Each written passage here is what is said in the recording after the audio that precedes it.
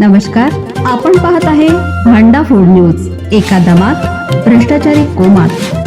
Social media, कर्जबाजारी, गुन्हेगारी, सट्टेबाजी, चोरी, मटका, जुगार, दारू, सावकारशाही, न्यायाच्या प्रतीक्षेत प्रशासन. भांडा फूड न्यूज. एका दमात भ्रष्टाचारी कोमात. छाननीत 35 उमेदवारांच्या दांड्या गुल झाल्या. सांगली जिल्हा परिषद व पंचायत समितीच्या निवडणुकीत छाननी प्रक्रियेत गुरुवारी 35 नगरसेवक उमेदवारांच्या दांड्या गुल झाल्या. जिल्हा परिषदेसाठीच्या 8, पंचायत समितीसाठीचे 27 उमेदवार अर्ज बाद झाले.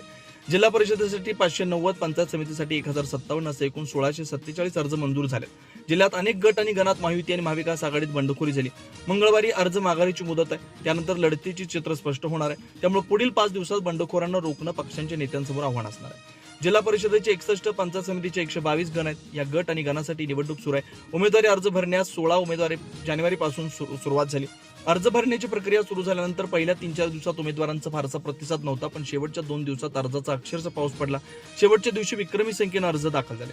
जिल्हा परिषदेला 746, पंचायत समितीला 1289 अर्ज दाखल झाले होते.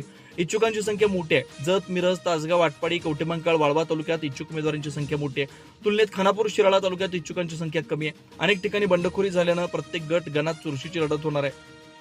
जिल्हा परिषद पंचायत समितीसाठी दाखल झालेल्या 2035 अर्जांची छाननी गुरुवारी तालुका पातळीवर झाली.